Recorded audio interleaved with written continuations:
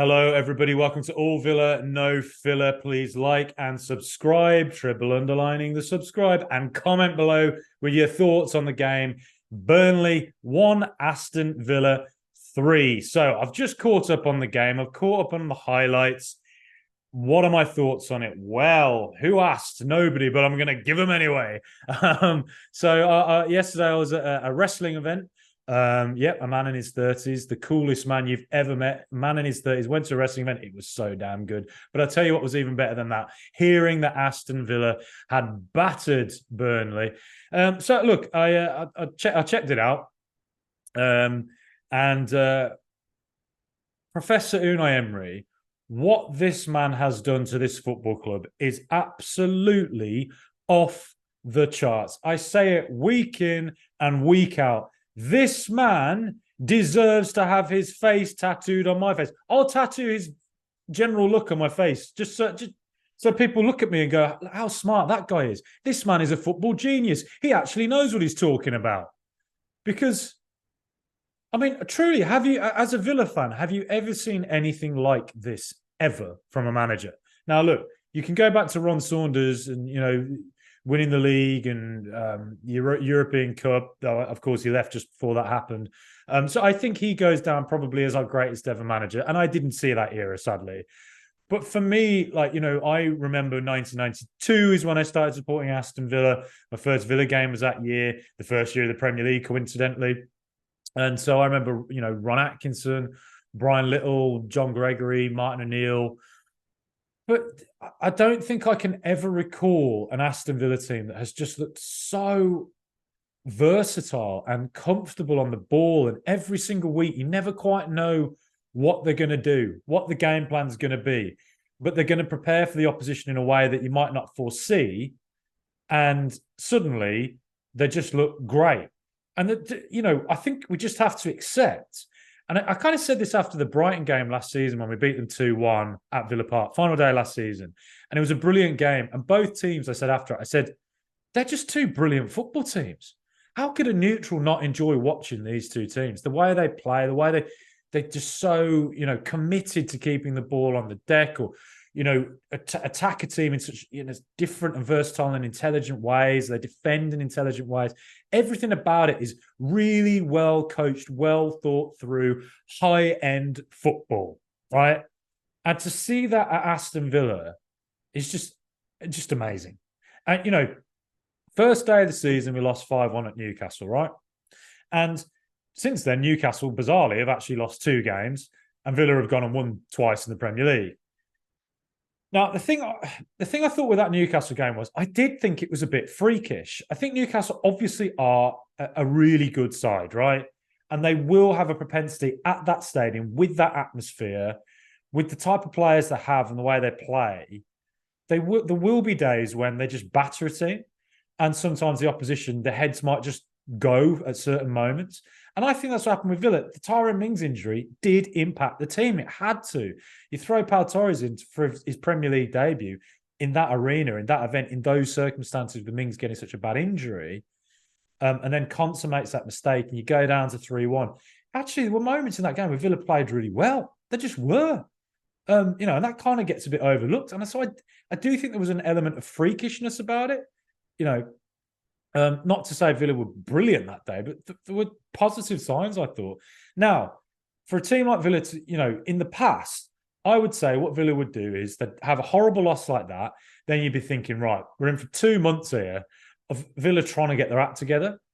The week after they go and play in Everton, for instance, like we did, and Everton would turn up at Villa Park and be all physical, punch in the face, an elbow here, headlock here, getting Ollie Watkins in a headlock, giving him one of them. And Villa would kind of have a lot of possession, but not really do anything with it. And then just go and lose 1-0 to a set piece, header at the back post in the 75th minute. We try and put a load of pressure on. We don't score. And at the end, there's a chorus of boo, right? The chorus of boo is my national anthem. It's what I've grown up with. It's what I'm so used to, right? When I hear boo, I stand up and put my hand on my heart. It feels like an anthem to me. But now, instead, Everton turn up and try and be defensive. And what happens? You try and turn up and be defensive and catch Villa with long balls, and Villa will just overrun you, outplay you, and tear you to pieces. It's almost like Wenger Arsenal in the good days at times. I'm not saying it's that level, but it's there's elements of it.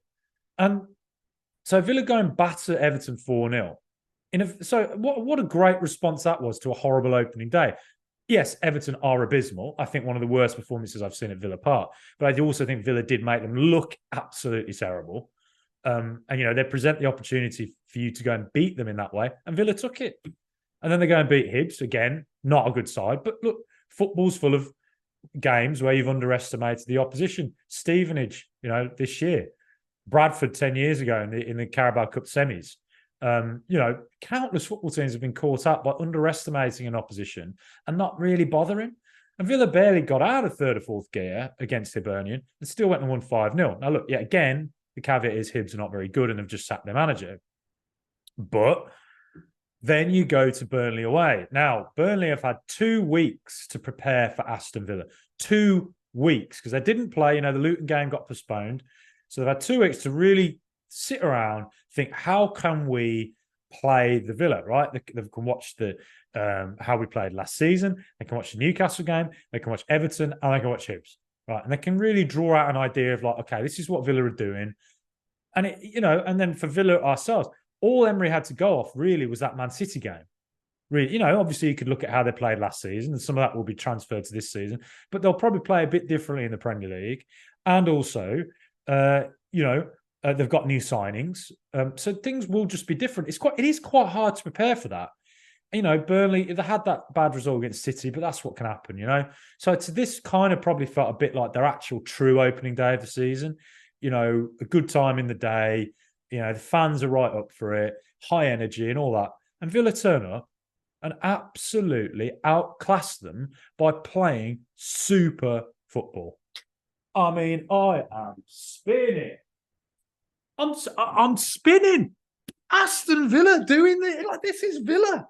This is who we are now. I mean, I'm going to get excited. Yeah, my voice is going to go high pitched, like a little 14-year-old choir boy. I mean, because when have we ever seen this?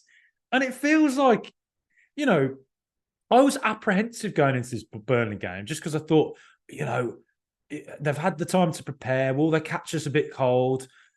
And instead, Villa just turn up and do the business. Now, every single goal was high quality football. And truly, it could have been 5 or 6. Same against Everton, it could have been 6 or 7. Isn't that amazing? 3 games in a row, Everton, Hibs and Burnley, and it could have been 6 or 7 every game. Amazing, right? And, the first goal, Matty Cash at the back post. Now, I said how with Emery, you never really quite know what you're going to get. Now, to put Matty Cash further forward, right? Leon Bailey had a great game, a really good game against Everton. Goal, assist, worked really well with Diaby in that front right position, and Matty Cash was at right back. And then Bailey scores again against Hibs and looks good there as well. So you're thinking, most managers probably stick with that formula. But, it's been other Villa fans on Twitter suggested to me that maybe Bailey got taken out because he doesn't play that well away from home. I think that's a fair shout because Bailey, that's the criticism of him, isn't it? He's not fully consistent. So to put Matty Cash further forward, now this is something I've raised on the podcast before. I said he's played further forward for Forest for a long time, and for Poland, he actually has played in right midfield as an advanced wing back. So he has played these attacking roles more. And at Villa, we've never really seen it, bar one occasion I can think of where it was against Wolves. And to be quite frank, I'd been saying before then, I'd like to see Matty Cash tried a bit further forward. And then against Wolves, he actually played really poorly. It didn't work at all. And from that moment on, I thought, well, maybe this is why he's not played further forward in the Premier League. And Unai Emery, I don't know, maybe he thought similar. Maybe that's why he didn't play further forward again, really, for the rest of the season. But Emery, he's had time to consider it. He's had time to watch him in training and giving him a role to do at Burnley away. thrown him in, and inspired, absolutely inspired. Cash was superb. His sort of his athleticism. He's a very athletic player. So getting in at the back post was really nice. His interchange with Diaby was really nice. There was 2 occasions where Diaby overlapped him when Cash cut inside, right? And that happened with the second goal.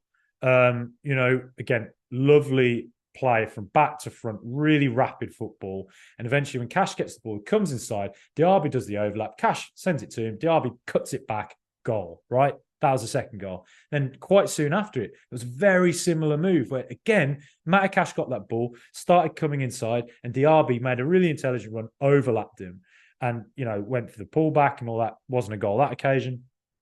But you got to think, there's probably a sort of a pattern there where you look at Cash played really well further forward, and Leon Bailey played well against Everton. And on both occasions, it was linking up with Diaby. Now, Diaby, I think, has looked like an elite player since he joined. Every interview I did with German football experts before he joined, you can go back and watch them if you want. All of them said that he's a Champions League level player, right?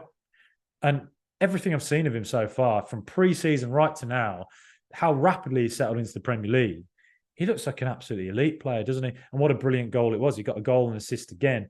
Fantastic third goal as well. Great finish. But the first goal, the speed at which Villa got forward, I think it was, it came into McGinn, maybe from Pau Torres, actually. But McGinn got it, and that lovely ball over the top. We'd done it once before then, but the ball over the top. And what I noticed watching the highlights was how there was like 3 Burnley players on 3 Villa. And I think they said after it, didn't they, that Emery said he noticed that it was like a man-for-man approach by Burnley against Man City. So we watched that one game and figured it out and thought you have to play the ball rapidly against that. So that's, experienced manager, knows what the hell he's doing. And you hear Matty Cash after the game says it just feels like he can predict what's going to happen in a football game before it happens. Elite coaching in it. I mean, what a manager to have at the Villa. But yeah, look, ball over the top, and Ollie Watkins, great run. Good ball over to Matty Cash, makes a superb running there at the back post for 1-0. And then the second goal, I mentioned it, but something I really liked about that goal was how the ball went from central defence all the way to the front so rapidly, right? And I said this in previous weeks that I haven't really seen it with Carlos so much yet, but Pau Torres in particular. Pau Torres with those... Basically, what he's really good at doing, and I've noticed this in pre-season as well, was how when Villa's like a Douglas Luiz or a Kamara are deeper and split apart, and there's a gap open where there's a press and people are trying to mark Luiz and Kamara out the game and trying to put pressure on Torres. But what happens is that gap opens, and he's so good at picking out that curved pass into particularly Diaby, but McGinn, Diaby, Watkins are all there. But that curved low ball along the floor really rapidly into Diaby, Villa back to front really quickly, and Diaby's very good at turning on the ball back to goal, and then those interlinks are just ripping teams apart at the moment. And it wasn't actually Pau Torres who played that ball, it was actually Carlos who played that ball between the midfield, straight into, I think it was McGinn, and then I don't know, just that one touch round to Matty Cash, and then Cash and Diaby link up. Just what a goal. What a goal. Really rapid football. Good movement, good intelligent movement, well coached. Just a team who looks like they know what the hell they're doing. They're very comfortable playing together, and there's a lot of versatility in there. And then the third goal, again, John McGinn, mentioned it here. I think he's the most underrated player in the Premier League now. I just do. I think he's an absolutely fantastic player. I think if Alex Ferguson was still around at Manchester United, I think Man United would be making a bid for him, because he looks like that type of United era player, a winner, a physical player, but real quality on the ball. And I think that in a team that is really dominant, you're really seeing the best of him. Last season under Steven Gerrard, Even under Dean Smith, quite often he'd have to play defensive roles, and I don't think that's him. You're asking him to play in deeper roles. You're basically asking him to play the Douglas Luiz role or a Luka Modric style role, and that's not really his strength. His best position has always been further forward. It's why he scores so much for Scotland, because he's playing further forward. And to be honest, he's actually got a lot better playing deeper, I think, when he has done for Villa in recent times. I mean, everyone's improved under Emery by the looks of it, But yeah, playing further forward, it's really working for him. And again, that ball into him from the defence. I think it was Torres got it into McGinn. McGinn turning, and that what a pass and what a run that was from Diaby, or from Luca Dean, sorry. And then Luca Dean, lovely ball back to Diaby and a great finish. And I think, when you sign a player of Diaby's quality, that's what can happen, innit? Like, the game can change so rapidly. So amazing. What were the worries? I think, after half-time, you'd say, what can Villa not do with 2-0, the most dangerous lead in football? Don't concede early. And what did they do? Conceded bloody early. Now, Burnley were always going to come out firing quickly. They're always going to be annoyed, and we have to get back into this quickly. Villa got a little bit... I'd say Pau Torres was sort of pushed aside physically a bit too easy there. That's probably an adaptation for him in the Premier League to get a bit more used to that. I mean, the league is a physical league. Champions League's physical, Europa League's physical, so he's used to that. But your Premier League, I guess, yeah, he's just got to be in that sort of position. It just looked a little bit too easy for the Burnley player to knock him off the ball, didn't it? So that's something you'd like to see improved on, I think, in the coming weeks and months. But that wasn't a great goal to concede early on, and a couple of times, Olsen with his playing it out from the back, or coming out to catch it when Jay Rodriguez had a header at the end. There's just moments that leave you a bit like, that drop off from Martinez to Olsen's significant, isn't it? And I can't help but think there will be games where that could cost us. But look, another player who did come on, Zaniolo. Great little cameo, wasn't it? Probably should have scored. Definitely should have got an assist for Watkins, just as he was running in on goal. I can understand why he shot, but if he just put it to his left, Watkins had an open goal, didn't he? So that's something I'd say Emery would be really pleased with, with what Zaniolo did, how he looks so comfortable on the ball. He looks like a big physical unit, doesn't he? For such a skillful, languid player, he's really big, strong-looking kid, isn't he, or guy. And a couple of really lovely moments. I mean, that nutmeg. Goodness me. You think of Italian geniuses, Caravaggio, Michelangelo, Da Vinci, Donatello. Now you got Zaniolo. Is Zaniolo the best of them all? No, look, he looked very comfortable there yesterday for Villa. So that was a really positive start. I'd say there'd be just moments where just pass it at the right occasion, but surely that will come, as he plays, and the more he plays. And basically after that cameo, I cannot wait to see more from him. Oh, that's exciting, isn't it? But anyway, there you go. The podcast of me and George will be out on Spotify, Apple. That's all coming later. More to come this week, of course. Please like and subscribe. Look, love doing this. Love meeting fellow Villa fans. Be great if we could expand the audience. It's hard now, the whole Twitter blue thing. I don't really want to pay for, and it's just tough. There's loads of podcasts out there. They're all great, but look, if you like what we do as well, just give us a like and subscribe. It very much appreciated. And but as I say, what an exciting time to support the Villa. What a manager we have. Liverpool away. Well, Hibs at home next, but then Liverpool away in the Premier League. Oh, very exciting. No Virgil van Dijk for that game as well. Can Aston Villa do it? Would you bet against us? Because I wouldn't. Up the mighty Villa.